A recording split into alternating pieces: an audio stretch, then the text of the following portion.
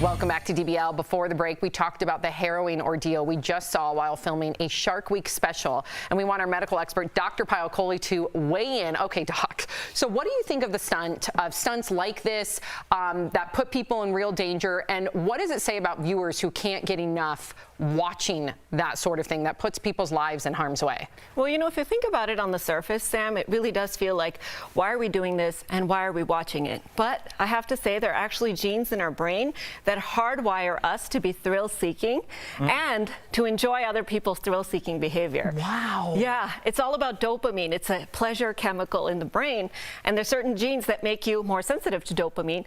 So I don't completely blame us for doing this, but we do have to start to have a culture shift away from it. So there's something going on in my brain when I watch somebody on YouTube doing the tightrope between buildings, because I almost can't watch that. You know, it's so, but I definitely feel something. So you get to feel the emotions without actually having the risk, but it triggers those same chemical reactions in your brain, and that dopamine trigger, it's almost like having a high. And it's very interesting, actually. Chimpanzees like to watch violence all the time. What? Yes, and the only other thing they like to watch besides violence, sex and nudity. That's how our brains work. Wow. You just boiled down the human species. Species like that. Okay.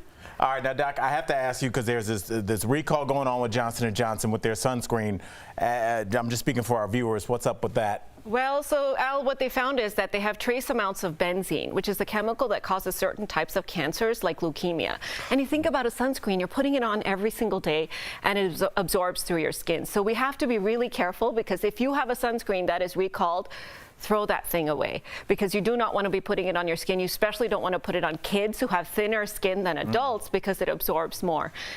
Thankfully, it's trace amounts of the chemical, so I'm not super concerned that it's been out there. If you've been using it, it's probably okay, but get rid of it if you have one that's recalled. Okay, so before we go, I need an update about COVID-19. So we have an uptick of cases in hotspots like Missouri, Arkansas, Louisiana. They reported 92% increase in infections. So can you explain this?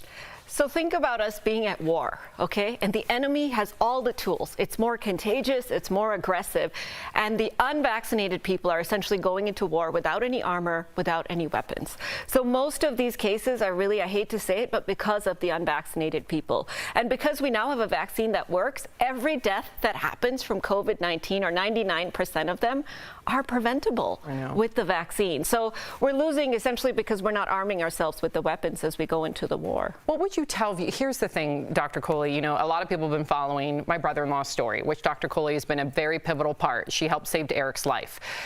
Some people will write me and say, thank you for sharing the story. It helped me get the vaccine, because I didn't really think it could happen to me. But then I still have viewers write me saying, oh, I'm sure there was some underlying condition with Eric. Eric did not have any underlying conditions. But some people, no matter what you tell them, don't think that the vaccine works, or they think it'll poison their body, or it's like putting a microchip in them. What can you tell them to give them assurance? You know, I would say, Sam, that it's reasonable to have those questions and concerns, but this vaccine has been studied more than any other intervention in medicine.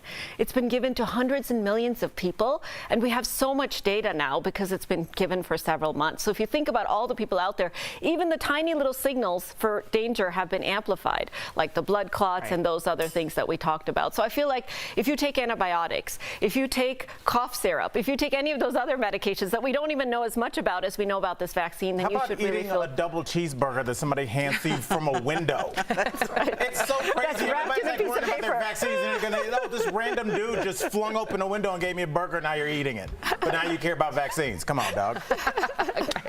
All right, so DBL Nation, if you have a question for Dr. Kohli, please send an email to info@dailyblastlive.com. We'll make sure that she gets it, responds to you. And she forwards a lot of those to me.